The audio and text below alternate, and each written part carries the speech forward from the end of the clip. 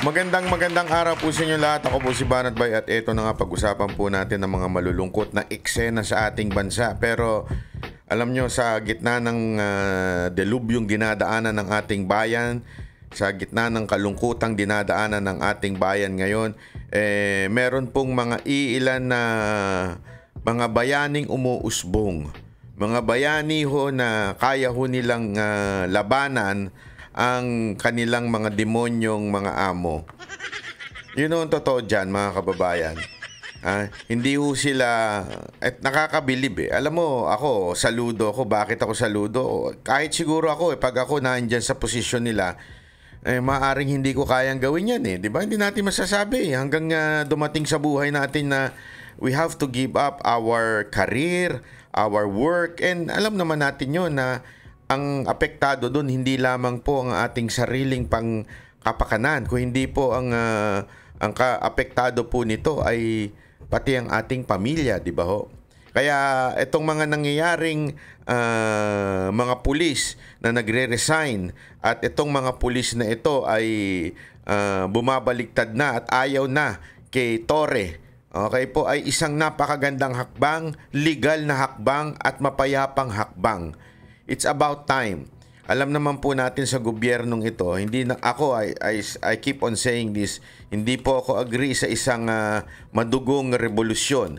Pero ako po ay agree sa galaw ng mga pulis na kung saan nagsasabi silang tama na. Ayaw na naming sumunod kay Marbil at kay Torre. Yan po ang pinakamagandang nagawa nitong mga kababayan natin. Di ba? Palakpakan natin sila. Kayo ang mga makabagong bayani ngayon. Talagang hinahangaan namin kayo, sinasaluduhan namin kayo. Kayo po talaga ang tunay na mga bayani. Alam nyo, umpisahan po natin kasi talagang itong mga nagre-resign na ito, wala na. Sunod-sunod na ho ito. Sunod-sunod na ho ito na pagre-resign ng ating mga kapulisan. At hindi ho ito illegal ha. Ito po illegal na hakbang. Hindi ho ito pagsusuway sa kanilang boss o 'di ba? Wala mong ganoon. Ito po'y karapatan mo kung gusto mo na mag-resign dahil ayaw mong sumunod sa mga illegal na utos o pag-kidnap, ayaw mo mag-participate sa pag-kidnap sa mga Duterte, ayaw mo mag-participate sa alam mo 'yon, sa isang moro-morong katarantaduhan ng gobyernong ito. Nako po, mga kababayan, wala na, nagsimula na po. Ito tingnan mo natin. Iisa-isahin mo natin 'tong mga bayani na ito. Bigyan po natin ng parangal at masabong palakpakan po ang ating mga kababayang pulis na nag-resign dahil ayaw na nila sa gobyernong mapang-api, hindi sumusunod sa due process at talaga namang walang utang na loob sa Pangulong kung saan ay nagbigay sa atin ng tunay na, alam mo yon, tunay na kaayusan sa ating bayan. Ito, unahin na natin ito. Ito, unahin natin yan. Ito po ito. Today, ayan, ang ganda ng sinabi niya. Basahin natin mga single dyan. At mga naakit sa mga naka-uniforme. Single pa kaya si Kuya? Ang ganda na sinabi dito. Today, I stand before you as a proud individual. I recall a time when I was proud I was proud to wear the badge and uniform, especially during the term of former President Rodrigo Duterte. However, I'm now ashamed. Naku, Torre. Yan ang ginawa mo sa mga bata mo. Ngayon ay nalulungkot na sila, ay nahihiya na sila pala. I'm now ashamed to have worn that uniform, knowing that institution has deviated from its true purpose. Naku po. The PNP, which was once a symbol of pride and service, has become a tool for politics, a personal gain. It is disheartening to see how the men and women in uniform are being used to serve interests that are not aligned with the welfare of the Filipino people. Ganda nun, Brad. Panalo yun. Panalo tong tropa natin na to. Diba? Sabi niya dito, yung mga uniform personnel are being used to serve the interests that are not aligned with the welfare of the Filipino people. Alam niyo mga kababayan, ito lang May kumausap sa akin kanina, sabi sa akin kanina, alam mo, kung talagang ang intensyon nila ay maayos, mabuti, at sa legal na pamamaraan, hindi nila itatago itong mga nangyayari na ito. Kasi tinatago nila ho itong mga nangyayari na ito na 'di ba? Yung mga bakit to kanyo? Ito isipin niyo na mabuti ito. Hanggang kaduluduluhan, deny sila ng deny na aarestuhin nila si Pangulong Duterte. As a matter of fact, ang dami naglalabasang news. Kaya daw pumunta si Pangulong Duterte sa Hong Kong para takasan ang pag-aaresto ng ICC. 'Di ba? Ang dami kaya galit na galit po ako kasi bakit ako personal, alam kong hindi. Bakit to? 'Di ba sinabi ko nga sa inyo, planado na yung Hong Kong namin for more than a week. And we all know na Duterte is coming.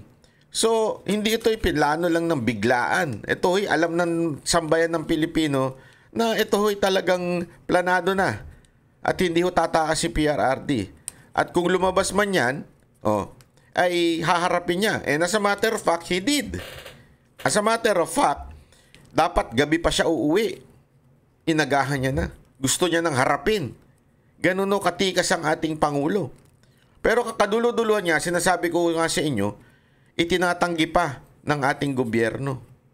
'Di ba? Keso wala daw silang alam, keso ganito. Ibig sabihin, meron talagang lantarang pagtago sa pag-aresto ni Pangulong Duterte.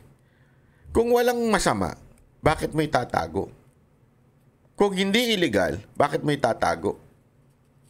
Ibig sabihin lang talaga, kaya tinago, para hindi ma-question legally. Di ba ho? Eto nga. Isa pa. Alam naman po natin, di ba? Hindi naman po natin sinasabing wag niyong iserve yan. It's your right. It's your prerogative. Di ba? Dahil mahinang nilalang yung ating presidente at kailangan maging sunod-sunuran siya sa dikta ng mga banyagang prerogative niya yan.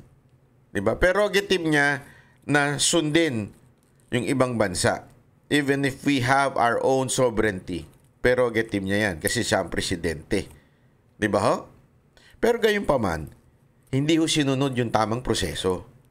Paulit-ulit na sinasabi yan Kasi ang kanilang argumento ay hindi na daw tayo parang nag-backfire daw yung ginawang pag-alis ni Pangulong Duterte sa ICC kasi the procedure in the Article 59 is no longer tawag dito, hindi na daw siya applicable because we are no longer under the ICC.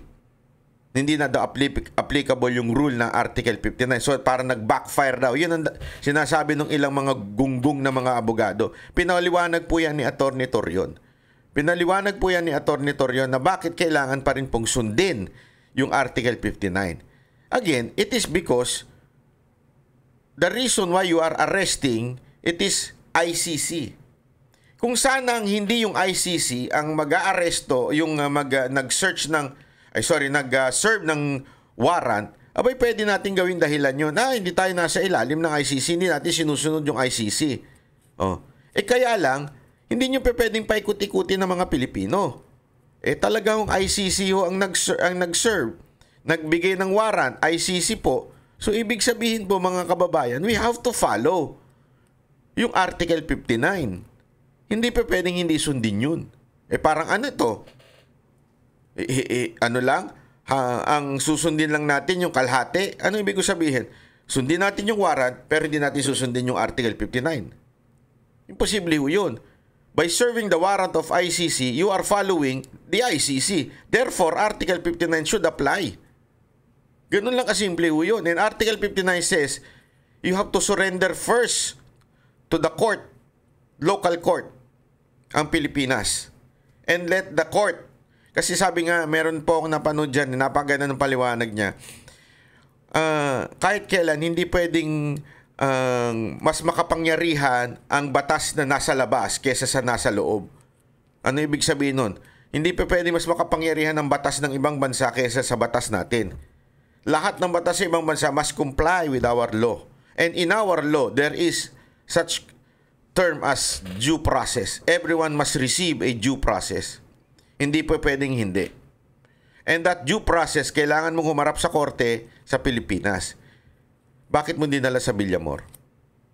Bakit mo dinala doon? May korte ba doon? Anak ka ng wewe, oh. Bakit mo dinala? Kaya nga tama yung sinasabi ni Kuya na wala, you are serving the interest of yung mga politiko po. Wala nang iba. Ha? Yung mga politiko po ang sinusunod ninyo. Oh. Ito po, it's time for us to acknowledge the remarkable strides he made in our country, si Pangulong Duterte. Developed to honor the commitment to the Filipino, we owe it to ourselves, our children, and the generations to come. Ensure that his efforts are not in vain. Let us come together to show our appreciation for his service and to continue his mission of creating a better future in our nation. As a proud Filipino, together we can make difference and protect the former president. We can show our support by being vigilant, speaking out against injustices, and promoting the values that he stood for. Ang galing, Brad. Ang galing mo, Brad. Ay, mali. Ito pala. Let us unite in our quest for a better Philippines, a Philippines that is worthy of the sacrifice and effort of our President. Mabuhay ang Pilipinas. Saludo ko, sir. Saludo ko sa iyo, ha. Hindi ka lang mukhang matikas at malinis sa katawan. Ano ba kung anong tinitingnan mo? Malinis siya sa katawan. Tinan mo. Bakit? Nililinis niya yung radyo niya, oh. Kayo naman, oh. Oh, ayan, di ba? Oh, sino pa? Ito pa, oh, ayan, ayan. Ito yun. I am not in the service anymore. Kaya yes, sasama ako sa people power. Kung si Tatay Digong handang mamatay for Filipino people, so do I. You can count on me. Oh, grabe yun, Brad. Panalo. Ang tanong, mga kababayan, kayo ba handa? Hindi, yun ang tanong. Handa po ba kayong mamatay para sa inyong bayan? Ang ganda nung kanta na yun, di ba? Nang mamatay, tama ba yung lyrics ko? Baka mamaya ako ang mabash dito, ah. Tama. Hindi, kasi alam mo naman, magkamali ka lang ng words. Delicates ka na, di ba? Oh, totoo naman. Nang mamatay ng dahil sa'yo. Kasi may naalala kong kanta, eh. Basta, kaibang kanta. Oh. Kaya tuloy nami-mix up ko, eh, di ba? So, sa totoo lang, mahirap. Aminado ako sa inyo, mga kababayan. Mahirap. Kung alam nyo lang yung panggigipit na nangyayari sa buhay ko, ngayong panahon ng, marami akong hindi pa nakikikwento, eh.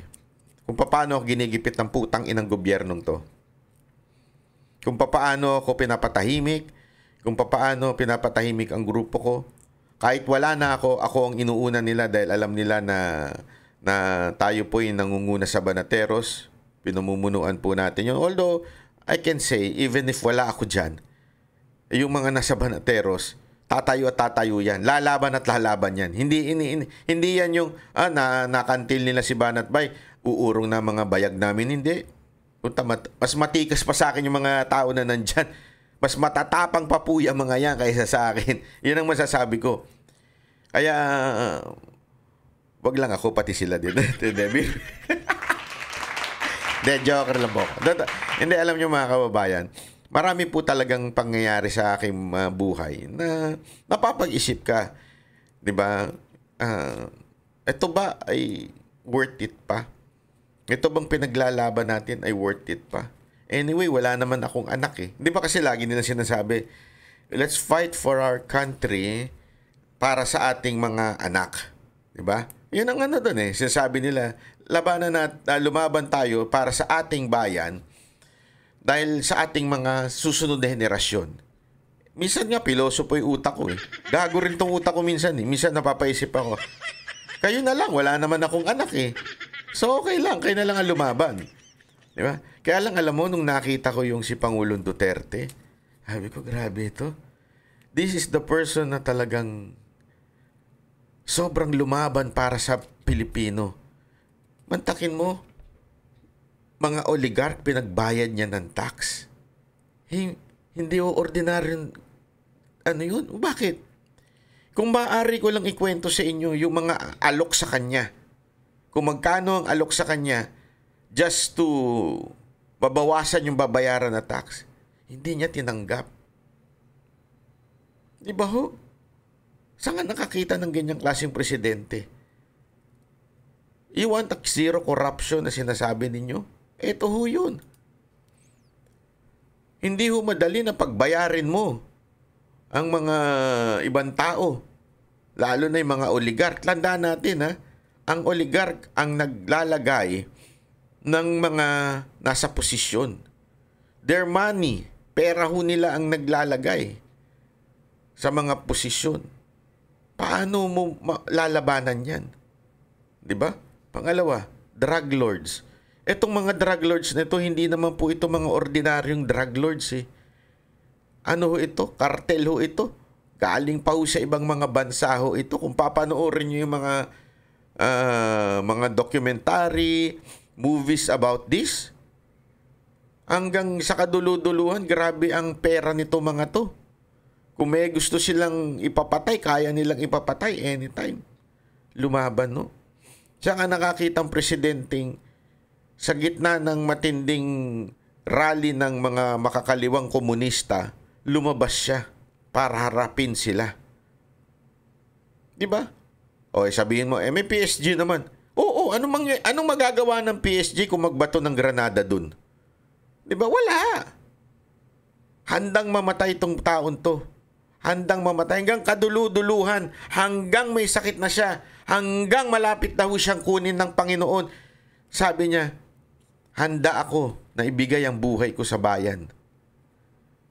Alam mo, ewan ko.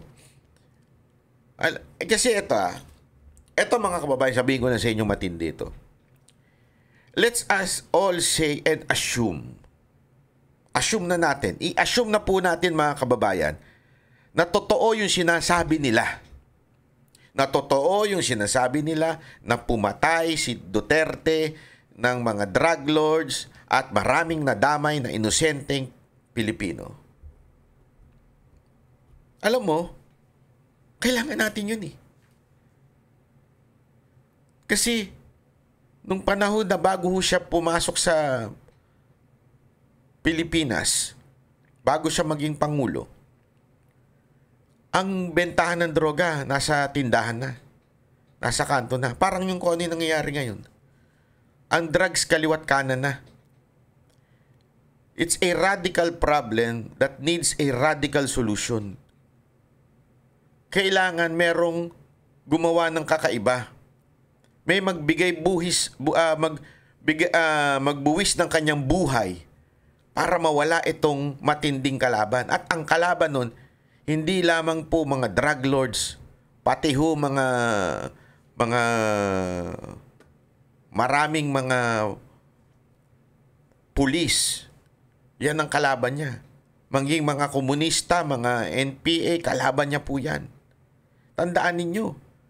Sabi nga nila, yung mga NPA daw, nabubuhay sa pagdidealer na rin eh. Yun ang sinasabi noon eh.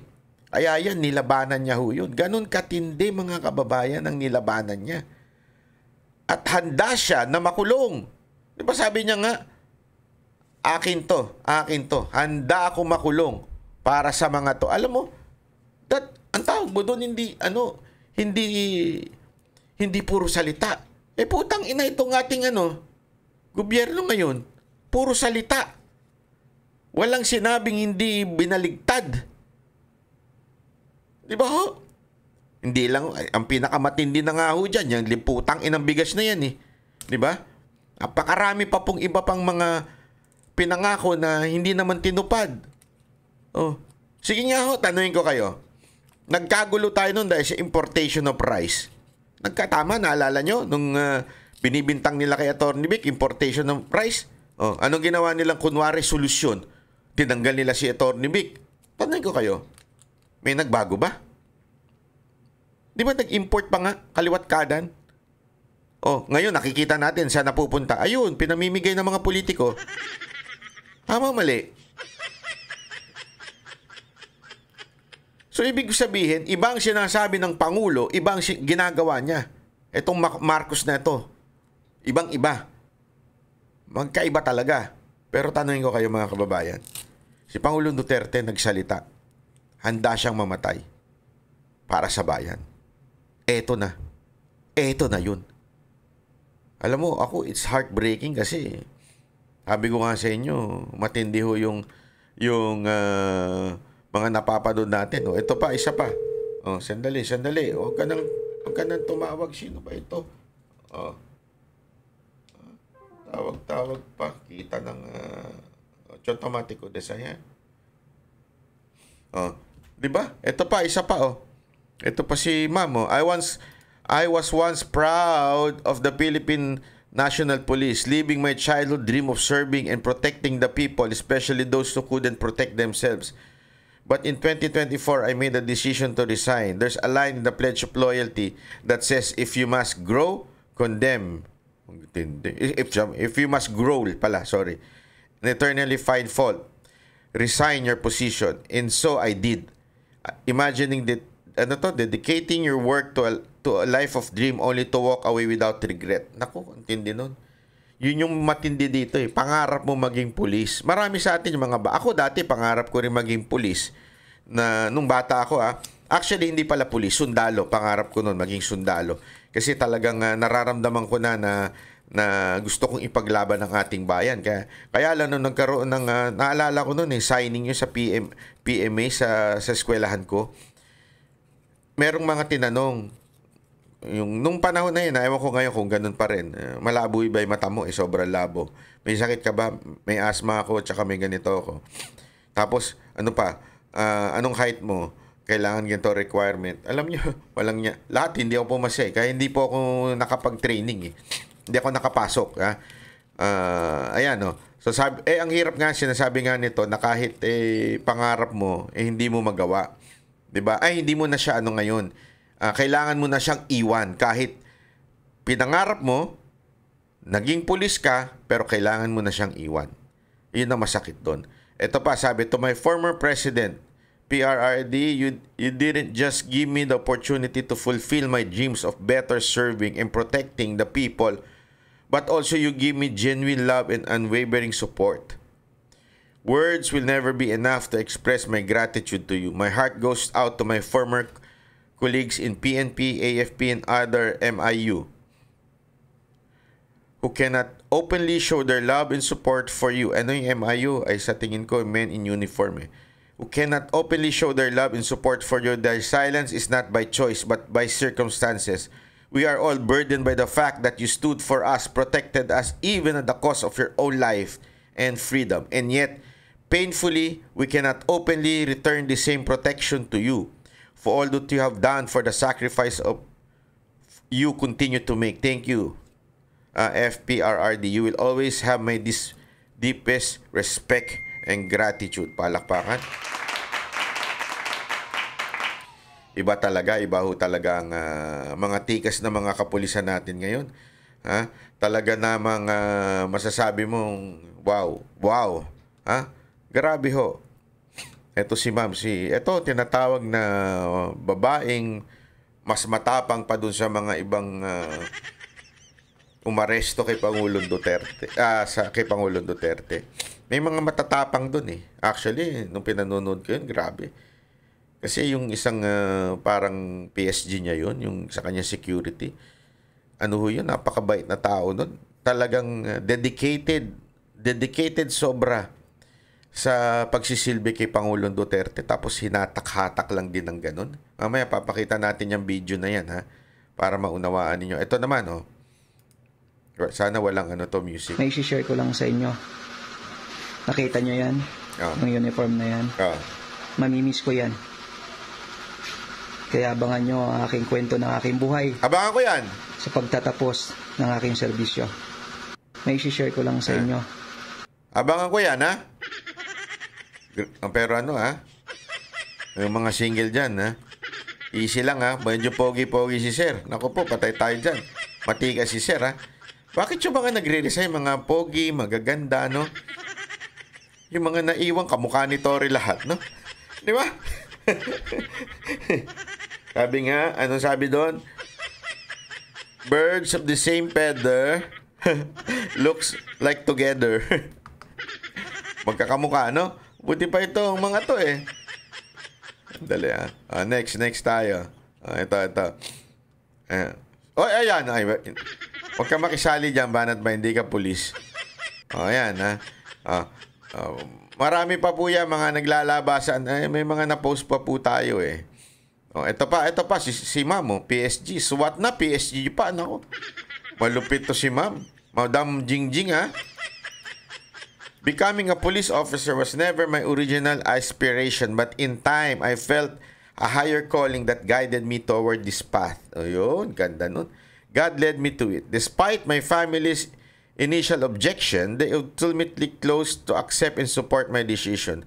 I embraced the profession with deep love and patriotism, enduring its many challenges, sleepless nights, being separated from loved ones, enduring insults, backstabbing, and character assassination from colleagues, as well as the isolation I faced during special occasions. Oo, totoo yan, yung mga pulis, di ba? Minsan kahit Pasko, New Year, na wala ho sila sa pamilya nila, pero yet they continue, di ba? I went beyond what was required of an ordinary police officer. The words of Lupang Hinirang, ang mamatay nang dahil sa'yo. The PNP hymn, ihandog ang iisang buhay. And the PSG pledge, when it becomes necessary that I have to make the ultimate sacrifice, then let it be so. Ganda nun. Sana tumatak yun sa mga pulis na matitino. Diba? Bilang PNP hymn, ihandog ang iisang buhay. PNP, yung mga pulis natin dyan na mga walang utang na loob, nasa puso nyo pa ba yan? Yung mga pulis na sunod-sunuran kay Torre, nasa puso nyo pa ba yan? Ihandog ang iisang buhay. Di ba? Ano pa? Yung sabi sa PSG naman, when it becomes necessary that I have to make the ultimate sacrifice, then let it be so. Lupit nun. Resonated deeply with me. These lines were personal, and there were times when the weight of their meaning brought to me tears. I truly love my job. However, over time, that love began to fade. The value I was found it no longer holds the same weight. And so, I decided that, much like in any relationship, naku, yan na mahirap, yung hiwalayan, it may be best to part ways while there's still some respect left. I may not know where life will take me next, but I do not know that I have lived with my dignity intact. To my brothers and sisters in arms, I pray for God's protection and guidance you continue in this profession.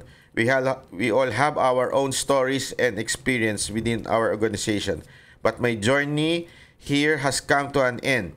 To those who, like me, have chosen to live, I pray for your success. I trust that, basta ma'am, ito lang masasabi natin na sandali yung mga notification naman. Ito lang mga sasabi ko sa inyo, mga kapulisan natin na nagbigay ng buhay. Ito pa si Kuya, isa pa 'Di ba? Yung mga pulis na nagbigay sa buhay ng buhay nila, huwag kayong mag-alala, hindi kayo pababayaan ng Panginoon. Because of your sincerity, because you stood up against evil injustices sa bayan natin, hindi kayo pababayaan ng Diyos. Yan ako, sigurado ako dyan. Kung talaga naniniwala kayo na kayo po ay merong pong talagang pinaglalaban na, alam mo yun, kabutihan. Alam naman po natin, pinaglalaban natin dito yung tama lang. We're not even asking na sabihin nilang hindi guilty si Pangulong Duterte. No. What we are asking is give the person the respect he deserves as a hero and as a former president. Give him the right and the due process, di ba? Kasi alam mo may mga humihirit diyan eh. Kasi sabi nila, bakit kayo ngayon due process ng due process? Di ba, yan ang gusto nyo kay Duterte, walang due process, kaya pinapatay niya yung mga adik. Gago pala talaga kayo no? Yung mga nagsasabi ng ganyan. Ang ayaw namin, ang gusto namin, may due process. Hindi naman po adik si Pangulong Duterte para tanggalan mo ng due process eh.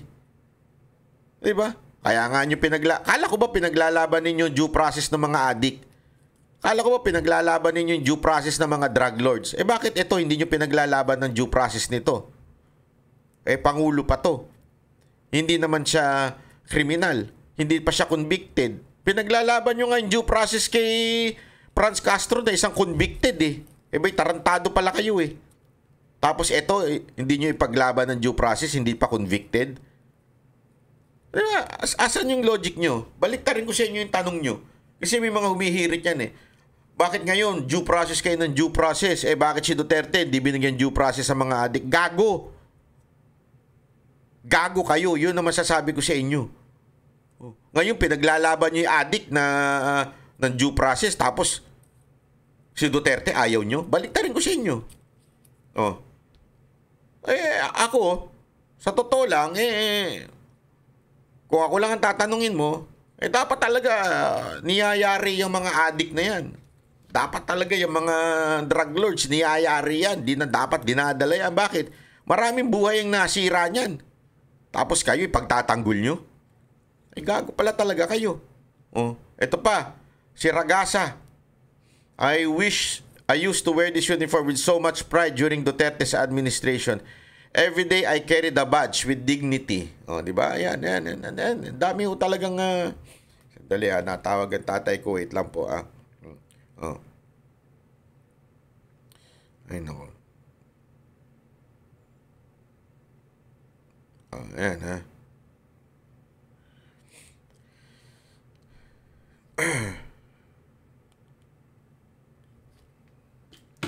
Ay nako.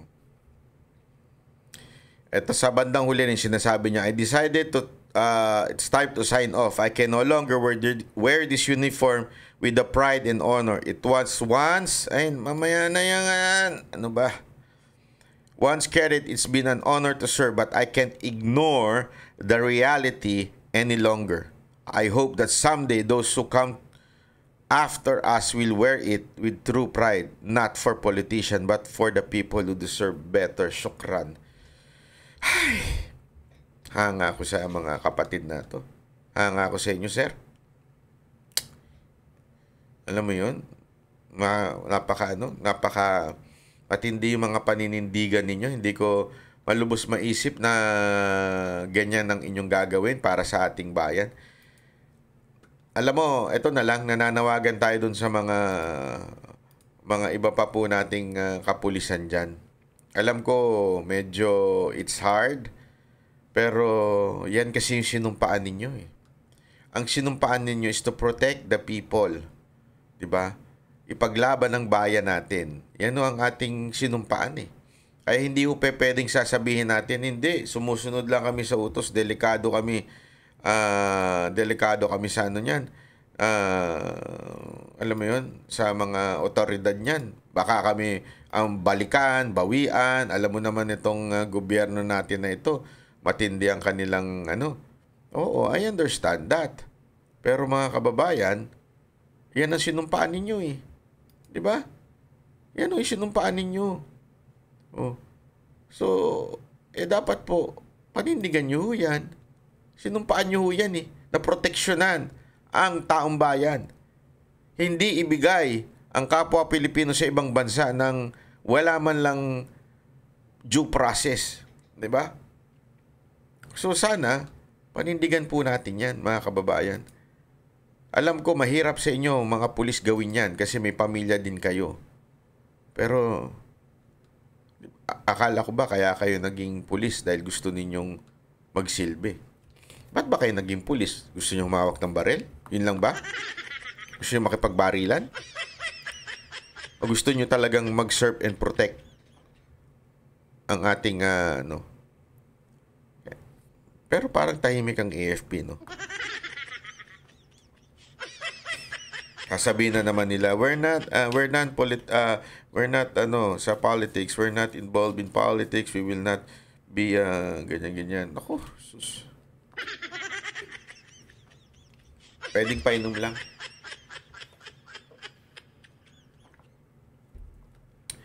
Ayoko kasing ang mandato nyo as AFP, protect the Constitution. Are you still protecting the Constitution? Alam nyo, may paglabag sa batas to eh. Alam nyo. Hindi dinala sa korte. This is a blatant disrespect sa ating justice system, sa ating korte. Alam mo, ito may papakita ko sa inyong video. Nagdudugo talaga yung puso ko dito sa video na to. Walang biro. Sobra. Ay, nako. Panoorin po nating sabay-sabay. Ito po. Akin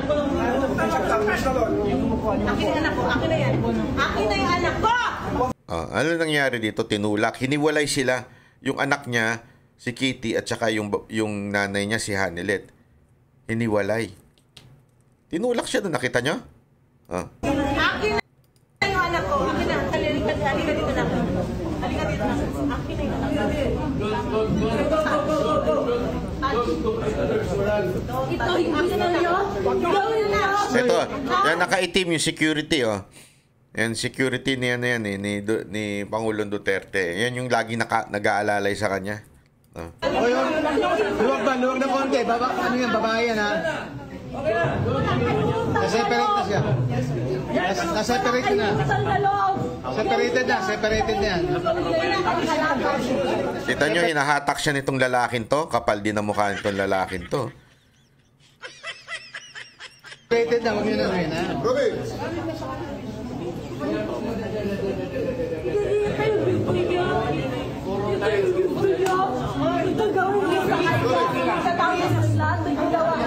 Lalapit na.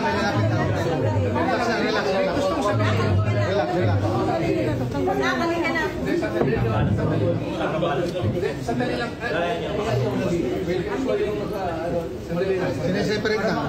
Relax. Ito yung gawin niya. Ito yung gawin niya sa kanya. Ay, pagsamahin niyo, inaway. Hoy, ano yun? Napukpok tuloy si ate. Yan daw yung nagkabukol daw.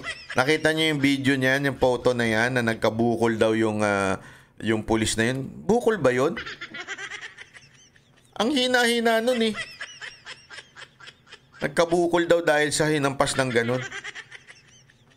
Tangin, nagpulis ka pa. Kung ganun ka rin naman kahina. Again, kasi sinasabi na naman ng iba, kakasuhan daw si Hanilet for obstruction of justice. No. He is not obstruction. He is not obstruction. Hindi niya ino-obstruct yung justice dyan, Bakit? Hindi naman niya pinipigilan si Duterte yung maaresto.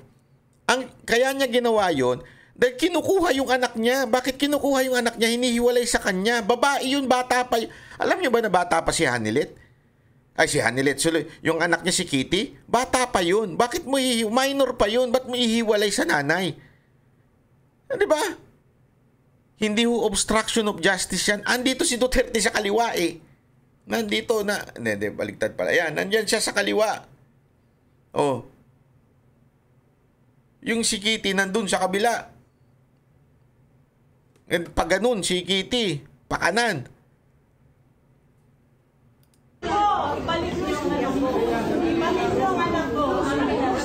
Sinasabi, balik niyo yung anak ko. Parang hindi naman kasama yun Tingnan nyo bakit siya kinakapitan at parang ang dating hinahatak na siyang palabas. Again hindi niya pinipigilan si Duterte dahil si Duterte nasa kaliwa. Si Kitty nasa kanan.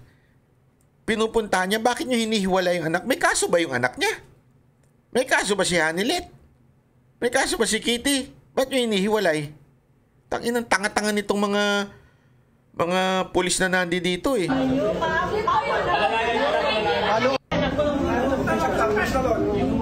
na anak ko. Akin na yan. Akin na yung anak ko! Akin na yung anak ko. Akin na. Halika dito na. Alam mo, ginawa nila sa KOJC, ganito rin Nakita nyo na? Kaya nga mga kababayan, hindi tayo pumalag nun Naku po, eto na yun dapat to tayo medyo gumalaw-galaw na ngayon.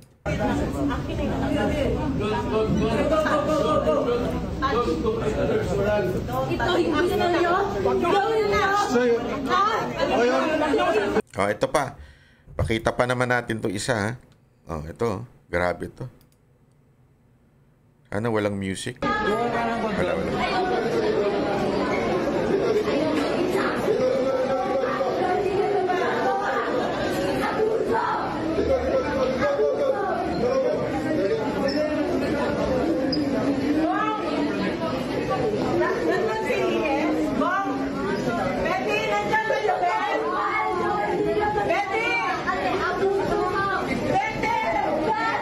Ayan na, hinahatak na si Pangulong Duterte.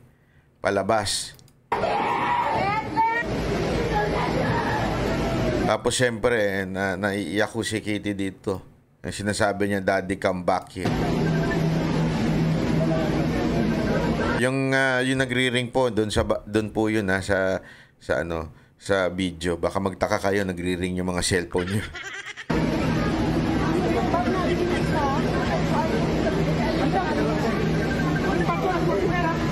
Kayong mga pulis na nag-assist dyan, proud kayo?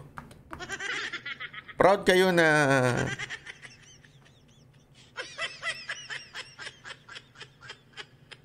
alam mo, this is sabi nga nila, tinawag nga nung iba, tinawag nila na keso kidnapping daw ito. Tama naman sa tingin ko, may basis po yun eh.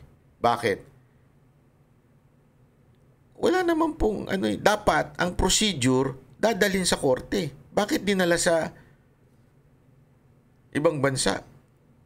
Dapat dalhin sa korte sa Pilipinas.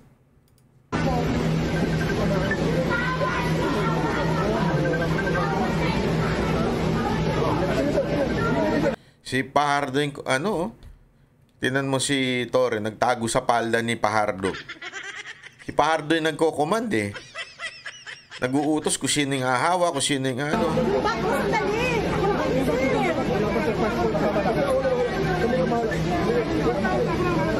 Yung babae na nakaitim na naka-jacket, ano po niya yan? Nurse na, pulis din po yan na nurse.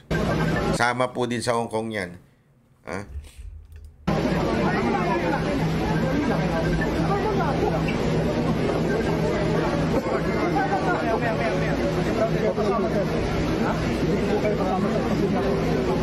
Kailangan siya may kasama tatlo. Yung mga hindi kasali, atras na. Yung hindi kasali, atras na. May demonyong bumubulong dun, ha? Sino kaya yung demonyo na yun? Bumubulong. Hindi kasali, atras na. Ito yung pinaghiwalay na sila, eh.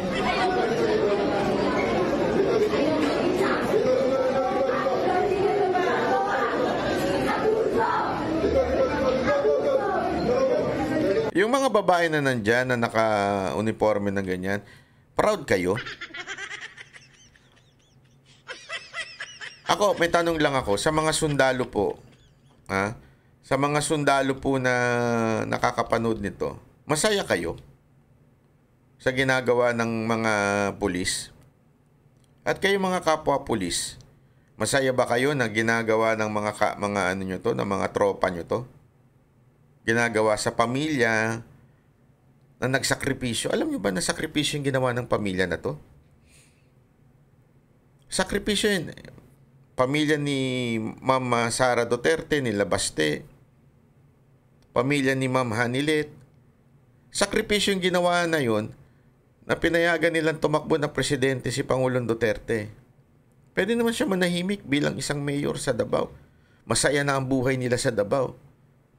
Diba? Masaya na sila doon. They're comfortable. People admire them. Maayos ang takbo ng kanilang bayan. Diba? Pero, hinayaan nilang ibigay ang kanilang ama to serve the country. And he did. He did serve the country very well. So, ang tindi ng sakripisyo ng pamilya ni Pangulong Duterte from the family na nila BP Sara Duterte and the family nila Kitty. Sobrang sakripisyong ibinigay nila. Tapos, this is the way you gonna treat them? Masaya kayo? Kayong mga sundalo? Masaya kayo? Kayong PNP, kayong mga tropa, masaya kayo na ginaganito ng kapwa ninyo, ang pamilya Duterte? Happy kayo? Enjoy enjoy nyo yung buhay nyo, mga inap.